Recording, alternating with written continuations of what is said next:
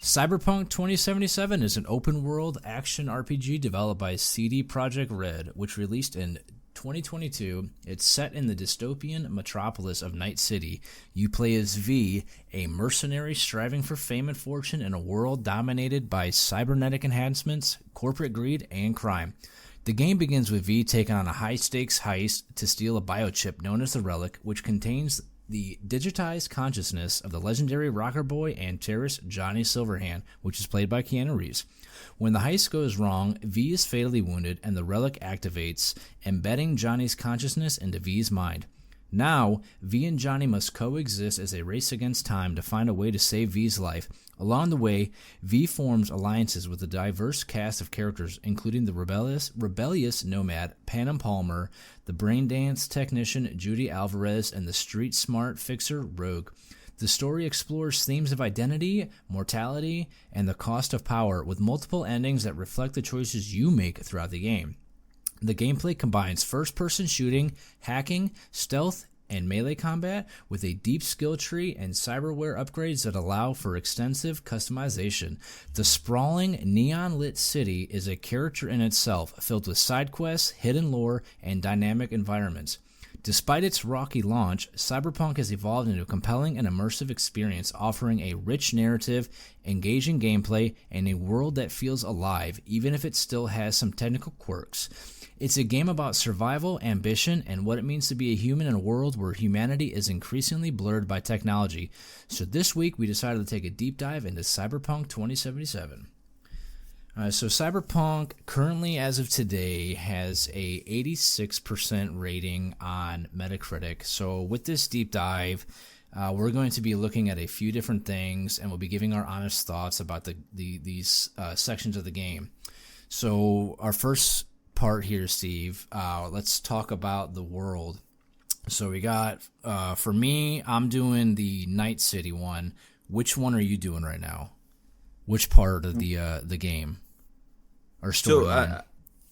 So I'm still in Night City currently at the moment with this playthrough. Okay, so graphic wise, I think the graphics are fantastic. You know, the NPCs look really good. The way they interact with you I like how you can like go up and talk to pretty much anyone in the game. There's not really a whole lot within the city that I didn't like. I mean, there's so many things to interact, so many so many different people to interact with. What about you? I think it's incredible. I think Night City is like hands down one of the most immersive open worlds that I've ever really experienced. It's basically sprawling with life. You have like the neon drenched dystopia that really feels like it feels real at moments. Like you see these towering skyscrapers, but then you also have these like seedy, sketchy back alleys that are in between all these skyscrapers where it's like you would kind of imagine like money just being up there and then everyone else is kind of below. The attention to detail is insane. Like you see ads everywhere. It's like everyone is attached to all this different technology that's going around. It's incredible. I love it. I think the city itself is like, I think the city itself is like a story on its own. Yeah, this was probably one of the first games that I've played like in the city where I'm like, man, like this is a place like I would love to freaking live in. Like it's just like you said, so immersive. There's some really cool stuff too, where it's like there's a bunch of like hidden little Easter eggs that you could say. It's like going into abandoned buildings and finding hidden lore, or even like entire side quests that you wouldn't even really know are there. Just like walking around, you kind of get to soak everything in. One of the really cool things that I like about the city, there's I don't know if you've seen the show on Netflix, but one of the main character basically dies at the end of the show. And there's a really cool like memoriam for him in the game itself that they added. You go into this like cemetery like thing and you see him and everyone else that died with him in there. So it's pretty cool. Yeah, I haven't seen it, but man, yeah, the world is so good. So I've only done I'm at only the Night City part, but like I said, dude, like it's the immersion, like it's almost like hard to put it into words, like how good it is, and just how beautiful like of a city that they created in this game. Yeah, it's incredible. All right, so let's talk a little bit about the story of this game. So I thought the story was really good from what I've played. So like I said, I'm about 8 hours into it, and truly blown away by how good it was. I was even texting you while I'm playing, just explaining what's going on. And I don't know, could you like kind of sense my enthusiasm with like how much I was enjoying it as I was texting you? Yeah, and I think that was a large part of why I kind of recommended this game for you, because it's a really good kind of introduction into like your standard story driven RPG. Like what it's truthfully like, is the story the best ever? No, it's good though. It's incredible. I think the acting that Keanu Reeves did for this is great. The interactions between V and Johnny Silverhand are really, really good, and they just get better as the game goes on.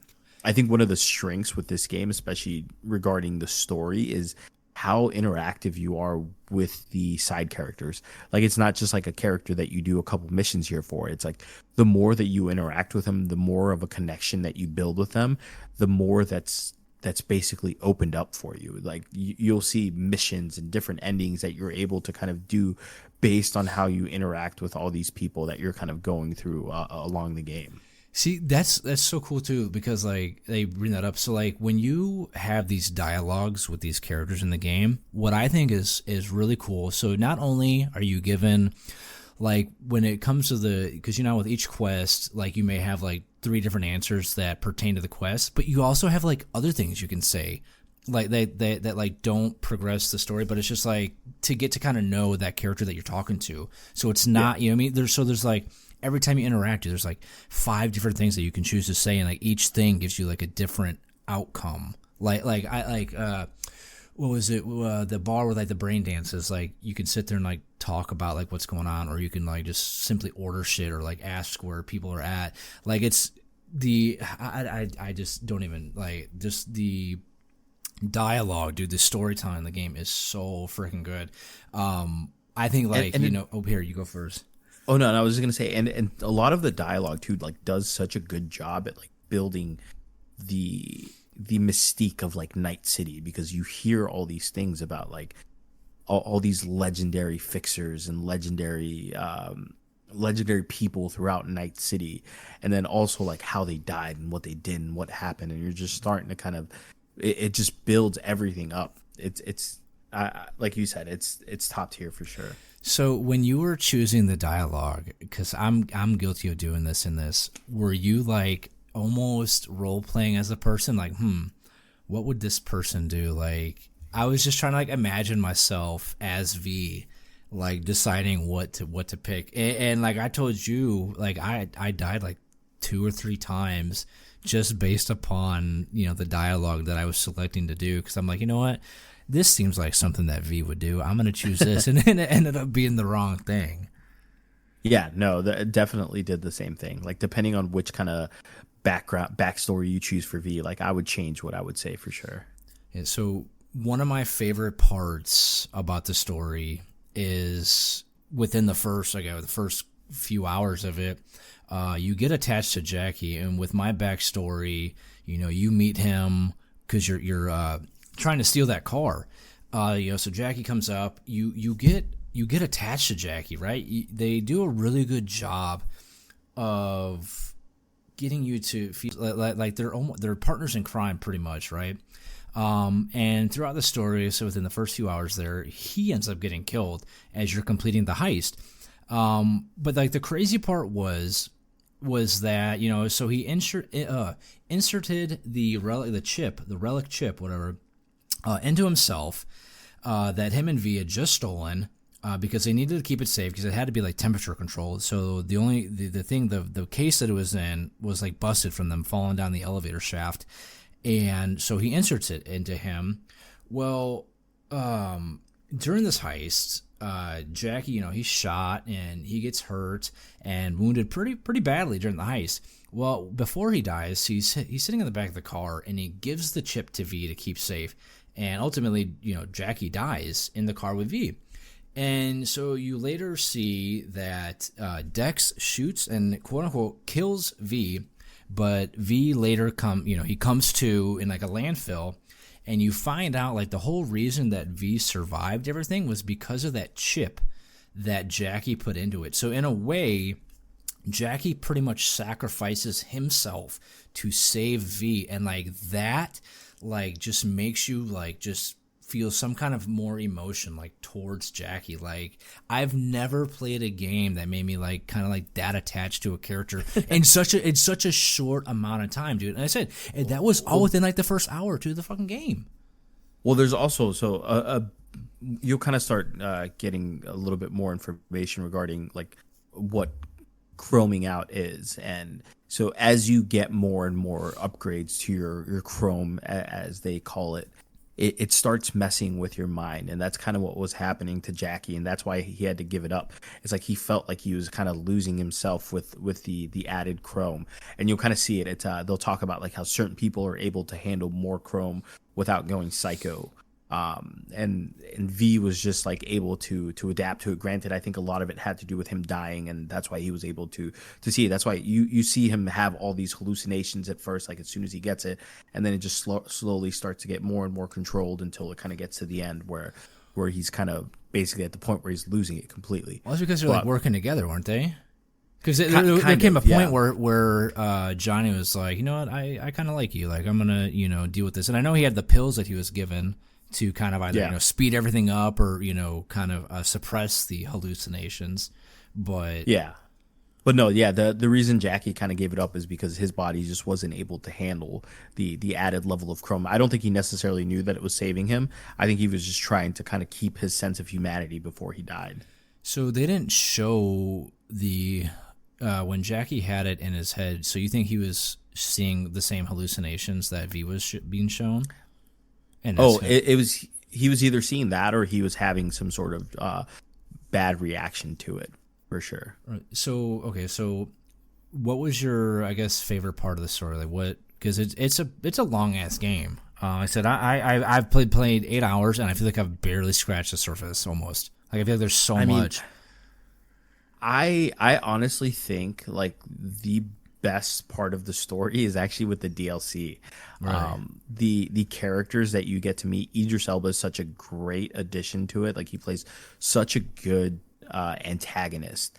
The Somi character that you meet is awesome, and it's very similar to Jackie. Like you grow very attached to this character because of how her upbringing was, and it's like you're like, I know like me, when I first played through it, I was trying to do basically every choice that I made was to try and help this girl get out of the situation. Like you're given an option where it's like you can betray her and just instantly end the game at this point, but it's like you're like, okay, no, I want to do this, I want to do this, I want to do this. That was a really cool aspect of the story. There's so many parts. Like there's side missions that just open up so much more to the story. Like there's a side mission where you get to you go and meet some of Johnny's like old bandmates, and you let Johnny take over so he can play with his bandmates basically. So it's like badass. you go do this stuff, and it's like that just builds your relationship with Johnny, and you get to like know more about Johnny. So there's like little things like that you can do. There's also like stuff that you could do with Rogue, stuff that you could do with Pan Am, whoever you want. Like the more and more you interact with those characters, the more you learn about them. And again, like and I think they do this on purpose, because at the end you're kind of given a choice. It's like, who do you want to go with in terms of like, how do you want the game to end? Do you want your game to end with Rogue, with Pan Am, with Johnny? Do you just want it to end? Like what? It's like you're given that choice, and depending on who you interact with and how your relationships were built, opens up those possibilities for the ending.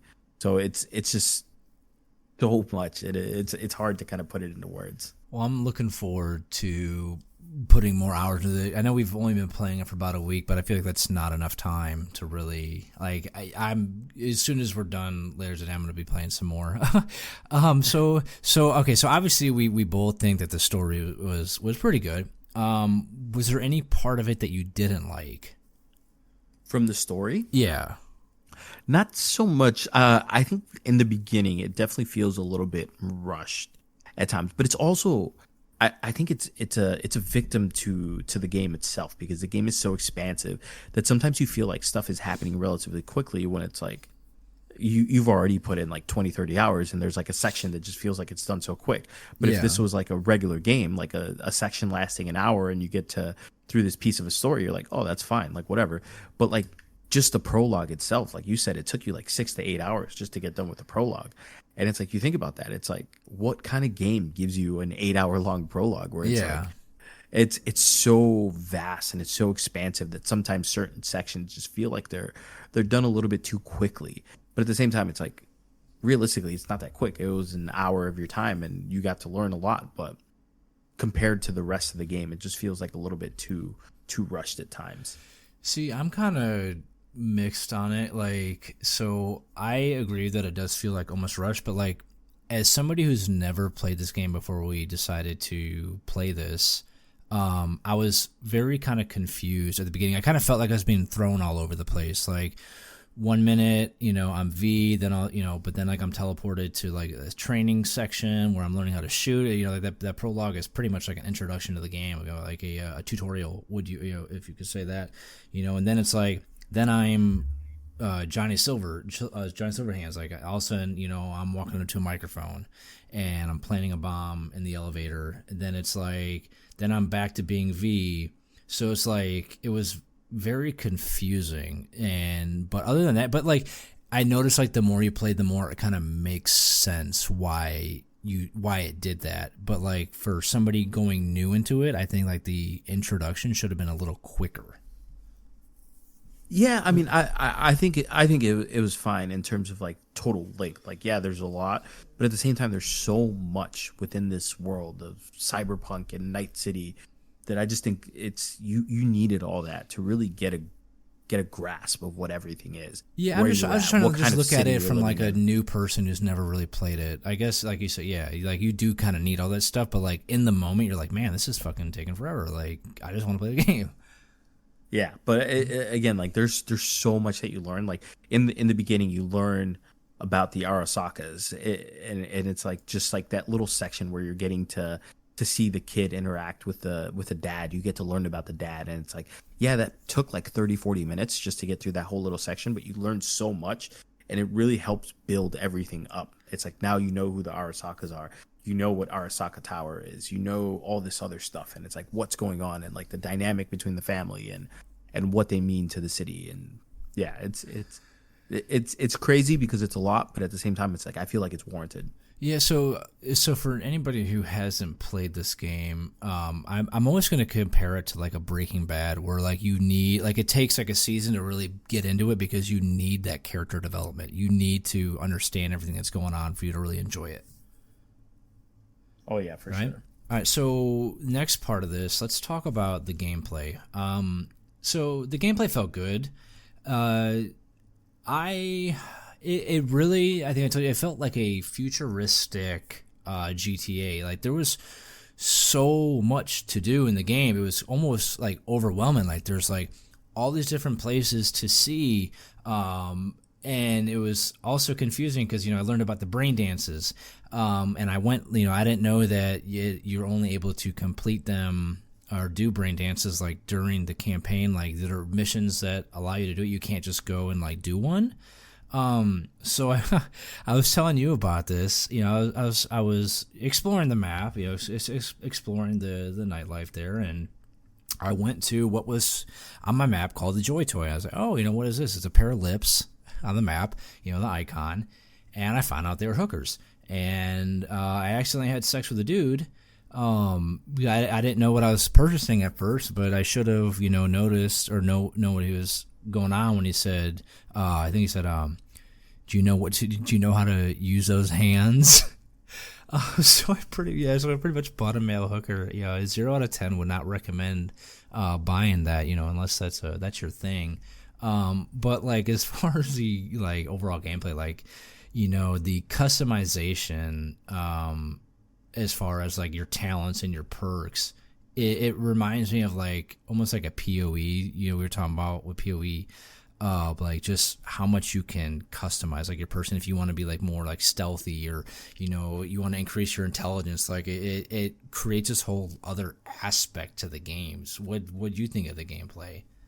Yeah, I mean, very very similar to you. I think this is basically like I said earlier, it's GTA on steroids. It's GTA with RPG elements involved with it, with the level of customization to be able to make your build however you want. You want to be sneaky, you want to be a hacker, you want to go in guns blazing. Like that's perfectly fine. Like one of my favorite builds is to get the shinobi build with the dashes, and you're able to just go around with a katana and basically dash through the air and do all these crazy abilities. Like I had a mod where I had like fire blades for arms, so my arms would turn into these flaming katanas, and as soon as I hit people they would just light on fire. And just doing things like that, it's like you're able to play the game the way you want to play, and there's so many different ways to play it. It's like one of my favorite things is like I said, the cyberware system upgrades. It's like you can upgrade your body part with all these different implants, blades. You could jump higher. You could run faster. You could punch harder. Your vision, like hacking, you could hack people and you could disable people based on what different upgrades you have. So as somebody who's played this game or beaten it twice, do you think it's better when you're going through this game to be a jack of all trades or to kind of specialize in like one or two things? Because the talent things are kind of confusing. Like, you know what I mean? Like there's so many options to choose from. So would you recommend just kind of like playing like, okay, you want to be stealthy, you want to be this, you want to be that, or do you think like a jack of all trades is kind of like the way to go? I always just go all in for one or two of them, to be honest. Like that's the thing. It's like the good thing with the way the builds are is you can look at the top little sections, and basically that's like your final build. It's like, okay, do I want to have this ability because it looks really cool? I would just pick something that looks cool to you. The good thing is respecing is so easy. Like you can refund all your talent points like right there. It's like if you do it something you don't want to do. Yeah, if you choose a build and you just don't like it, it's like, okay, let me switch it up really quick. I would pick stuff that you want to do. Like obviously you'll have certain sections. Like if you try to steal a car and you don't have any points in your body, then you're not going to be able to really steal a car because you can't open the doors and you can't overpower certain people. So there's things like that. Like having more cool helps with certain interactions because you're able to use those cool points to get around certain things. Having more intelligence helps you helps you do all these other things. So it's like it changes the way you play the game, and it really helps you figure out like how you want to play the game. See, I love how that the talents and the perks of that kind of feed into that role playing aspect of it. You're like, I want to be super sneaky. So you know what I mean? Like I haven't really ever played a game like that. It was really, really freaking cool. Was there anything with the gameplay that you didn't like? The big thing for me was driving. The driving mechanics are just a little clunky. I think everything looks great. Like the city looks great. The cars look great. It's just kind of weird handling. I think the camera is kind of tough. Like having okay, don't laugh at me. Before you say that, don't laugh at me. For the first like 3 hours, I didn't realize that you can change your fucking camera and give yourself third person. So I was stuck driving around in first person for the first 3 hours. Like, what the hell am I doing? Yeah, it's the whole turning with your mouse is a little tough. But I mean, for the most part, it's fine. Like the fast travel system is awesome. Like you can basically fast travel everywhere you want and keep the driving to a complete minimum. Yeah. It's so like most of the playthroughs that I've done, it's like I very rarely use cars. Like there's certain cars that I'll get that I think are super, super sick and I'll drive them around. But otherwise it's like I usually just fast travel everywhere for the most part. See, so I'm the same way. I didn't like the driving. It just didn't feel smooth to me, like just the way that it was maneuvering. The other thing my only gripe was the combat. Not necessarily the combat itself, but just like the mechanics of it. Like I felt like it was kind of hard to aim sometimes. Like it just felt a little janky. I don't know if that makes any sense, but it just didn't feel very like smooth. Like it was hard for me to like if I had multiple people to shoot to like kind of bounce my crosshair around between like everybody. It just didn't feel as fluid as what I think it should have been, but that might just be a me thing. I don't know. So let's go into like the character itself. Like Do you want to talk like character now? Do you want to like talk about like character customization and stuff like that, or how do you want to do this one? Yeah, I mean, there's a lot for sure with character customization. It's like you can do so much, like from making your dick bigger, making your dick smaller, doing whatever you want with that stuff. Like but I think the character of V itself is great. Like you learn a lot about him, and he's such a compelling character that you kind of really do kind of grow attached to.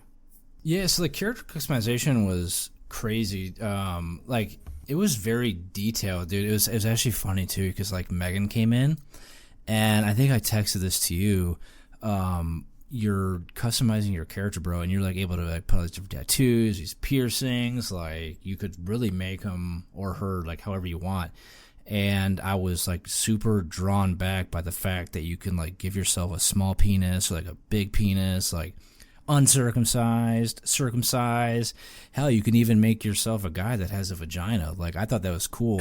Yeah, it's just it was honestly surprising me. So I was like, oh shit, I could customize my dick. Like Yeah, it was so random.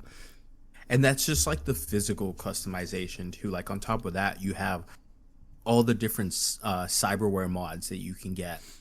Yeah, but what about the wardrobe when you're putting your fucking clothes on and you're naked? Like it shows your dick again. Yeah. Yeah, I think you're just obsessed with dicks at this point, dude. I should have given myself a vagina, dude, honestly, so I didn't have to see it bouncing in my face. I mean, it looked good, but like, goddamn, dude. Sorry, so you can go back to what you were saying. You said the cyberware shit like that? Oh yeah, like there's so much on top of that. It's like the cyberware itself changes the way you play the game. Like whether you want to have you want to like upgrade your fists so you could punch more, you want to upgrade your legs, you want to give yourself like crazy eyes that shoot different things, you slow down time, you speed up time, you make yourself faster, you make yourself disappear in between people. Like so many little things that you can add. Then on top of that, you have the perks and that affect the way you play the game and the way and there's so much, so much. I just can't even talk about it. I liked how you could even like when you're looking at yourself in the mirror, like change like what your face looks like looking at the mirror. Like you can give yourself like a creepy ass smile, or you can have like an angry face or like a sad face. Yeah. No. Yeah. Was there anything with like the character that you didn't like? No, I actually really like V as a character. I think I've only played as the guy V, so I can't really speak too much to the girl version of V. But I think the different dialogues that you're given really help you kind of paint a picture of who V is and what V is. And I really like the character. Like by the end of the game, where it's like you're kind of faced with you're like forced to face the mortality of V, and it's like he's gonna die. And it's like you're kind of starting to feel it's like, what can I do to kind of help save this character? Yeah, I mean, I kind of, well, not kind of, like, I fully agree with you. I think the character, the customization, the development of the character is, like, fucking perfect. That's probably, like, the thing I think they did best with this game. Would you agree? Yeah, no, I think it's great. So, do you want to give, like, our final thoughts on it now? Yeah, so, I mean, I think Cyberpunk 2077 is a great game. It had a very rough start, but it's come a long way since launch. It's incredibly immersive, stunning world, super engaging gameplay, and a story that really kind of stays with you long after you've completed it. From the characters to the missions that you do. It's not a perfect game, but I think it's has close. It's very close. For me, it's very, very close to being a perfect game. Even though it has its flaws, I think the strengths of the game really heavily outweigh what the bad parts of the game are.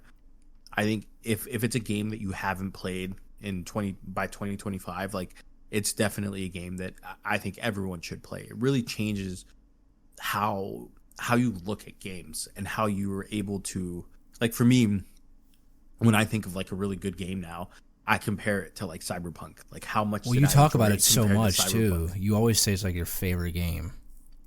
Yeah, it's definitely up there for me. It's, again, not a perfect game, but it's very, very good. Yeah, I'm gonna agree. as somebody who doesn't normally play these kind of games, I love this game. And like I said, I'm only 8 hours into it. I plan on finishing it and trying each of the different what do they call the 3 different things? The backstories, like the nomad. Yeah. I plan on doing all 3 of those. I can't say enough good things about it. Like, yes, there's a few things that I would fix, like the driving and stuff like that. But overall, dude, like, I really did enjoy it. I couldn't stop texting you about it, and I was even, bringing Megan into this again. Like, I was telling her about it. I told her about how I had sex with a dude, and she kind of looked at me like, "What?" I was like, "Yeah, I had sex with a guy in the game. I didn't know it was going to happen, but I did it." And so, I mean, it's just cool. Like, there's like, dude, like, it's a cracked out GTA, and if you love those kind of games, like, you're going to love this game. So do we want to give it like an overall rating, or do you want to give it a rating? I give it a rating, and we just kind of do an average between those two. Yeah, I think we both should give it a rating for sure. Okay, so I'm gonna rate it a 9 out of 10. I thought it was fantastic, and I just, if you, like you said, if you haven't played it in 2025 yet, like, this needs to be at like the top of your list to fucking jump into. I completely agree. I think a 9 out of 10 is a perfect score for this game because, like I said, it's very, very close to being a perfect 10 out of 10, even after all the issues it had at start. I think if the driving was a little bit better, if the NPCs were a little bit not so as wonky, the combat was a little bit smoother, I think this would be a perfect 10 out of 10. But for me, 9 out of 10, extremely strong, definitely worth playing. So, I mean, this kind of goes without saying. So, would you recommend it to anybody? Would you recommend it to everybody, I guess, was the better question? Yes. I think this is one of those games that you have to play before you die. It's just like, it's that good. It's you're doing yourself a disservice if you haven't played this game. You were like severely hyping up this game, and I'm going to agree with you too. If you have not played this game, then you need to play it today. It's on sale too. So yeah, exactly. Anything else you want to hit on with Cyberpunk, or? No. Oh, okay. So I'm just going to end with this. Yeah. If you have not played Cyberpunk, please give it a try. Even if it's not a game that you normally play, we cannot recommend this game enough.